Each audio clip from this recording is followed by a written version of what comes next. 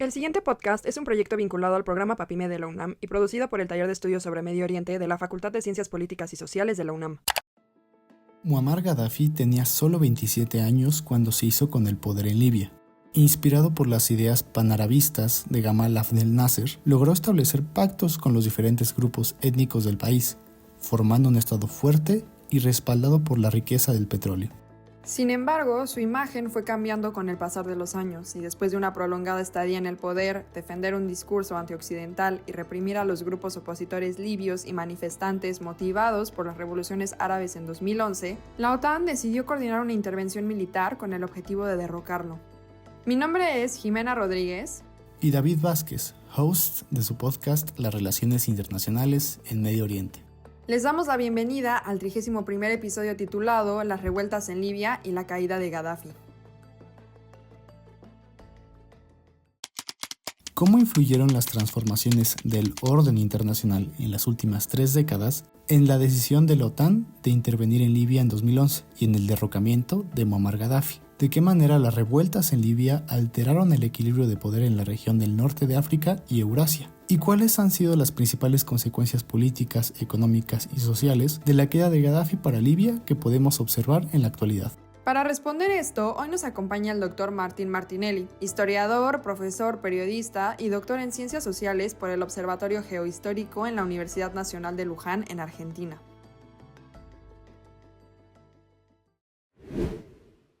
Bienvenido, doctor. ¿Cómo se encuentra el día de hoy? ¿Cómo estás, Jimena? Es un gusto para mí participar en este proyecto de Moisés, que creo que hace una labor extraordinaria. Es un amigo y un colega al que respeto y admiro mucho. Es también un placer para nosotros que nos acompañe en esta ocasión. Para iniciar con la discusión, creemos que es necesario saber cómo influyeron las transformaciones del orden internacional en las últimas 3 décadas en la decisión de la OTAN de intervenir en Libia en 2011 y en el derrocamiento de Muammar Gaddafi. Yo creo que es crucial entender que es un parteaguas la caída del muro de Berlín y por lo tanto la disolución de la Unión Soviética, con una expansión del capitalismo hacia esa región de Europa del Este, hacia la disolución soviética en 15 estados, la partición de Yugoslavia en 7 estados posterior, pero donde también la OTAN, la Organización del Tratado del Atlántico Norte, invade en 1999, inaugurando toda una seguidilla que ya había sido comenzada con la invasión de Irak por parte de Estados Unidos y una coalición de 32 países, luego de que Irak invadiese Kuwait y luego de la guerra Irak-Irán entre 1980 y 1988. Si bien estos datos fácticos son acontecimientos sustanciales para poder entender, por un lado, cómo se llega a esa caída de la Unión Soviética, que comienza en 1979, luego de la crisis del petróleo de 1973, con 3 hechos clave que son el pacto de Camp David entre Egipto e Israel junto con Estados Unidos para esa pacificación, la invasión soviética de Afganistán y la revolución islámica de Irán. Esos 3 hechos concomitantes derivan luego en la disolución y partición soviética, y lo que estamos viendo hoy son los coletazos de ese gran sismo que fue en lo geopolítico, digamos, una de las grandes transformaciones junto con las rebeliones y las revoluciones en Asia y África en todo el siglo XX, y con la revolución rusa, luego soviética, que marca todo el siglo XX, así como la revolución china de 1949 marca todo el siglo XXI.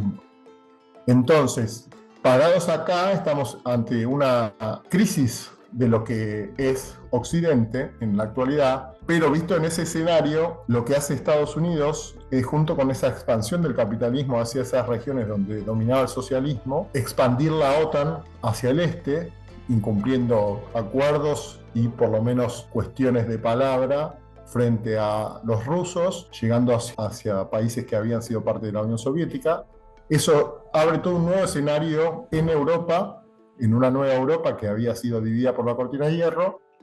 y lo que va a planificar es hacia el centro de Afroeurasia, en lo que se dio a llamar el Project of New American Century, que es el proyecto del nuevo siglo estadounidense, en el cual va a tratar de controlar sobre todo las zonas de grandes yacimientos de petróleo, como el Cáucaso, la zona de Nigeria, la zona del Golfo Pérsico, si bien Venezuela también, pero no forma directamente parte de esta cuestión, como una principal palanca para desde ahí dominar a sus rivales, China y Rusia, más allá de que haya habido ciertos vaivenes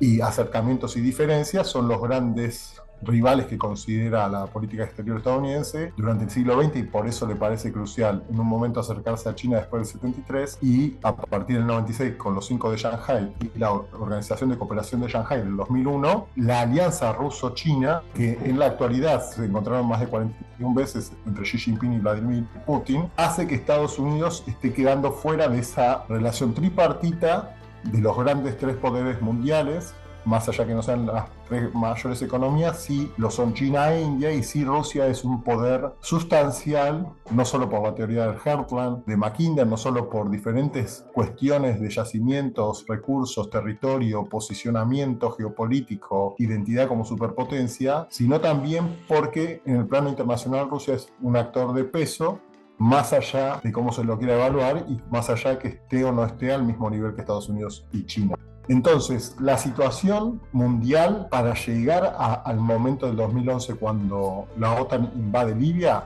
tiene que ver directamente, me parece, con que Muammar Gaddafi, más allá de ser apoyado o ser luego, digamos, utilizado y tirado por los países franceses, Reino Unido y Estados Unidos principalmente, tenía una lógica de liderar África, como ahora la puede estar teniendo Ibrahim Traoré en Burkina Faso, liderando una unión de estados con Níger y con Costa de Marfil y Mali, y en ese momento él planteaba una África nueva, liderada, unificada, donde tenía recursos acuíferos, petrolíferos, e incluso en 2001-2002, cuando poco tiempo después de que surge el euro, lo que va a hacer es utilizar un cambio de europetróleo, así como está el oro respaldando al petróleo, luego pasa a ser el dólar quien cotice el petróleo en dólares.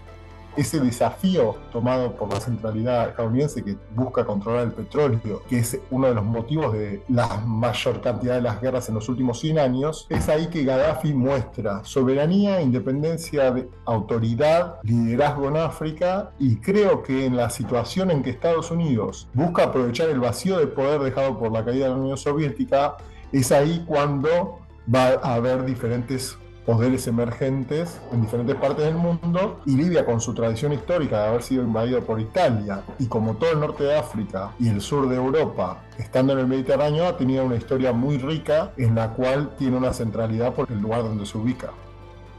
Ahora bien, ¿de qué manera las revueltas en Libia alteraron el equilibrio de poder en la región del norte de África y Medio Oriente, provocando la injerencia de actores como Turquía y las monarquías del Golfo, particularmente para obtener acceso a recursos energéticos y rutas estratégicas? Yo creo que las rutas estratégicas son de un lugar notable, más que el que se entiende muchas veces, más del lugar que se le da, el cual lo ejemplifica por ejemplo, el ingreso en 2024 al BRICS de Etiopía, de Emiratos Árabes Unidos, de Irán, el potencial de Arabia Saudita y de Egipto, porque el canal de Suez, así como también el estrecho de Bab al-Mandeb, el estrecho de Hormuz, son rutas estratégicas donde en muchos casos pasa o el 30% de la producción petrolífera mundial o gran parte del comercio mundial, como se pudo ver con notoriedad cuando fue bloqueado el canal de Suez. De hecho, la cuestión palestina y con Israel está atravesada por ello, porque el canal Ben Gurión, que quería unificar India con el llamado Medio Oriente, que yo denomino Centro de Afroeurasia, con Europa, ese canal implicaba la eliminación de los palestinos, gazatíes sobre todo, pero hay un plan de exterminio. Creo que esa es una cuestión crucial para entender lo que pasa en esa región. Y en el caso de Libia en particular, como decía antes, estamos frente a un país que supo ser la vanguardia en muchos aspectos tecnológicos, científicos, de conocimiento, y eso muchas veces las potencias, no solo por el divide y reinará, sino también porque puede convertirse en que ese país irradie ese tipo de soberanía, no solo por lo que implica que lo haga él, como decía y lo comparaba con la situación ahora del actual Ibrahim Traoré, que se lo compara con Thomas Sankara, por ser también de ese país y también tener un antiimperialismo que vuelve a ponerse, me parece, en boga, si bien muchos continúan con esa tradición y la han continuado. Creo que Libia forma parte de una sucesión y concatenación por un lado de rebeliones, como bien decís, que en muchos casos se los comparaba con 1848, las rebeliones árabes, también llamadas primaveras árabes, pero fueron aplastadas por diferentes poderes autoritarios, porque esa región tiene dos características principales, entre ellas que en esos momentos había dinastías o grupos de poder que habían sido los que habían colaborado para liberar esos estados del yugo colonial, principalmente europeo, y eso hace que tengan una cierta legitimidad, aun cuando hayan sido muy autoritarias y represivas con sus respectivas poblaciones. El hartazgo de la población que se encendió en Túnez, en Egipto, en la Plaza Tahrir y en otros lugares también de la región, impactó también en Libia, pero eso, al leerlo en el aspecto y en el plano regional, lo que tenemos que entender es que también había un doble juego ahí, porque ese autoritarismo implicaba que hubiese una dominación hacia el interior de sus poblaciones, pero también continuaba la opresión y la explotación desde el centro, en el momento ese, principalmente por la cercanía a Europa, pero ya con la subordinación de Europa a Estados Unidos que se dividió desde la Segunda Guerra Mundial. Creo que el rol de Estados Unidos también ha sido sustancial, y hay que tener en cuenta que son sociedades que, en el caso de Libia, invadida por Italia en 1936, hay que darse cuenta que son sociedades que están viviendo un proceso de descolonización, de afirmación de sus identidades, porque también esas identidades más recientes y constituciones como Estado-Nación se están solidificando, y eso hace que juegue un papel importante las rebeliones de las juventudes, sobre todo el descontento social por la desigualdad, por la mala distribución de las riquezas, y en esto tiene que ver mucho el capitalismo fósil, porque esos recursos, muchas veces esos yacimientos, enriquecen una élite de la población que es la que sigue en contacto o la que de alguna forma negocia con esos poderes fácticos, tanto europeos como estadounidenses, y dejo de lado en ese caso, porque tienen otra forma de relación, a China y Rusia. Y lo que me preguntás de Turquía y las monarquías del Golfo, tanto Turquía con su neo-otomanismo y su intención de controlar toda una franja turcófona hasta llegar a Xinjiang en China, y con varios países de los Stan, que también tienen poblaciones culturalmente relacionadas, busca una forma de expansión y también una forma de inmiscuirse y tener incidencia sobre lo que sucede en Libia, como pasa con las monarquías del Golfo, sobre todo en el caso de Arabia Saudita y Emiratos Árabes Unidos, que han tenido un rol sustancial en lo regional, porque son poderes que alimentan y, digamos, desarrollan un ejército. Si bien no es muy poderoso, en un sentido sí hay una gran inversión, porque se están disputando esa hegemonía regional junto con Israel. Egipto ahora está, creo yo, en un segundo plano respecto de lo que supo ser, aunque continúa siendo simbólicamente y en población el líder árabe por excelencia. El caso de Irán y el caso de Arabia Saudita mencionado, en el caso de Irán como país persa y como también una subpotencia regional en consonancia y en estrecha relación cada vez más con tanto China como Rusia. En ese escenario es donde se puede vislumbrar que Libia ha sido acosado por esas potencias, y lo que quería remarcar es que es un hilo conductor que viene desde 1991 Irak, 1999 Yugoslavia, 2001 Afganistán, 2003 Irak, 2011 Libia, también empieza la guerra civil en Siria que se convierte en internacional, 2015 empieza la invasión de Arabia Saudita y Emiratos Árabes Unidos hacia Yemen, y por todo ese corolario, ese recorrido, hay toda una destrucción de esos estados y de esos países que tiene que ver con la planificación del proyecto del nuevo siglo estadounidense. Teniendo en cuenta toda la coyuntura que nos ha planteado anteriormente, desde su punto de vista, ¿cuáles han sido las principales consecuencias políticas, económicas y sociales de la caída de Gaddafi para Libia que podemos observar en la actualidad? Creo ahí en ese punto que es clave entender que cuando un país es tan importante como el caso de Libia y lo que supo ser, y teniendo en cuenta esto del patrón dólar, y comparémoslo con los intentos incipientes de desdolarización actual, que al plantear muchas veces una plataforma que se escindiese del dólar, como ha sucedido con Libia, como ha sucedido con otros países, en ese caso la cotización del dólar pactada por Arabia Saudita con Estados Unidos luego de la crisis del petróleo en el 74, si no me equivoco, y que el año pasado no se renovó, 50 años después, marca un patrón fundamental para entender el capitalismo del siglo XX, la mayoría de las guerras y revoluciones, y cómo el imperialismo ha tenido un papel principal en esto que decía antes de intentar atomizar el poder y destruir sobre todo los grandes poderes laicos que estuviesen en contra del Estado de Israel, pero no como tal, sino como el brazo armado de Estados Unidos y en la región. Y esto se puede caracterizar, y por supuesto tendríamos, como decías antes de la entrevista, tener un semestre o varios libros para hablar al respecto, pero sintéticamente Israel es un apéndice del poder estadounidense en la región. Arabia Saudita ha jugado un papel como aliado, Qatar tiene a la mayor base militar estadounidense, y Libia tenía un papel donde también la cuestión soberana creo que es sustancial para entender cómo lo dividen en esas tres regiones, Fesán, Cirenaica y Tripolitania, porque al dividir un país de esa fortaleza es la típica estrategia del divide y reinarás imperial, y es ahí donde se jugaron importantes roles para poder, luego del bombardeo de la OTAN, un país tarda mucho en recuperarse. Pero me parece importante siempre poner sobre todo el mapa la continuidad de esas series de destrucciones, y que eso fue planificado y fue dicho: vamos a destruir 7 países en 5 años. Entre ellos estaban Libia, Sudán, Irak, Afganistán, Siria. Palestina, por supuesto, siempre está en el ojo de la mira, pero había un plan denodado que muchos referentes, incluso que estuvieron involucrados, como Jeffrey Sachs, lo reconoce. Había un militar que hay un audio donde lo reconoce, así como también existe el audio en el Congreso de Estados Unidos en 1989, cuando Joe Biden dice: si no existiese Israel, deberíamos inventarlo. Entonces, lo que quiero decir con esto, para sintetizar, es que esta región, como ha tenido estas monarquías y estos gobiernos de tinte autoritario que tenían varias décadas y que hicieron eclosión en 2012, porque no es una explosión que viene de un año para el otro, sino que la búsqueda del pueblo de tener una mayor participación en el poder es un síntoma. Pero al mismo tiempo no es menor, y no hay que dejar de recalcar, que es una de las zonas más invadidas militarmente, que más presión financiera ha recibido en todo el siglo XX y XXI. Y esto es porque está cerca de Europa y en el centro de Afroeurasia, y sobre todo de Eurasia, está cercano tanto a China como a Rusia,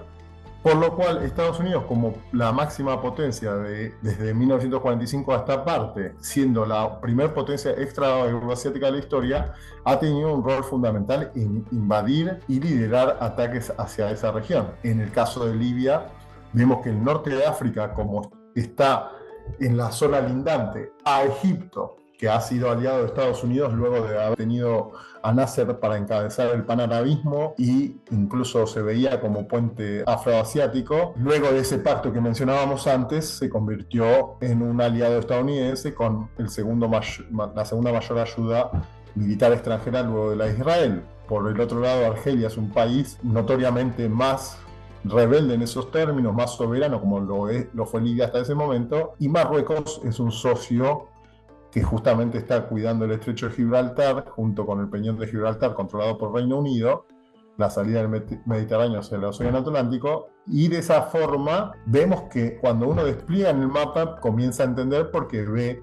que hay un juego de dominación y una estrategia de coerción y consentimiento. Entonces hay países que son aliados, y los que no son aliados a esa metodología, lo que van a hacer es sufrir esa serie de invasiones, en el caso de Libia, con cientos de miles de refugiados, lo mismo de muertos, y lo mismo las poblaciones que creo que son las que más sufren, porque estamos hablando de un periodo, y lo pongo en su conjunto, y Libia entra dentro de este mapa desde Afganistán a Libia y desde Turquía a Yemen, en lo que se define, digamos, que ustedes estudian en este proyecto, y ahí es donde se ve casi 40 millones de refugiados, un gasto inmenso que la Universidad de Brown tiene ahí los datos que se pueden cotejar. Y dicho por Estados Unidos en el Congreso en 2022, hay un informe de todas las intervenciones estadounidenses en el siglo XX y lo que va del XXI hasta el 2022, y también la injerencia que tuvo en diferentes golpes de Estado. Entonces, por supuesto, hay particularidades internas del caso libio, y en eso destaco, para cerrar como conclusión, que es un país que tuvo un liderazgo, tuvo una vanguardia, y de esa forma, digamos que uno de los costos que tuvo que pagar toda su población, y lo sigue haciendo, es esa invasión de la OTAN, que recordemos que son los mayores inversores en armamento del mundo. O sea que no es algo menor que una organización que supuestamente combatía al comunismo invada un país de la forma que lo hizo.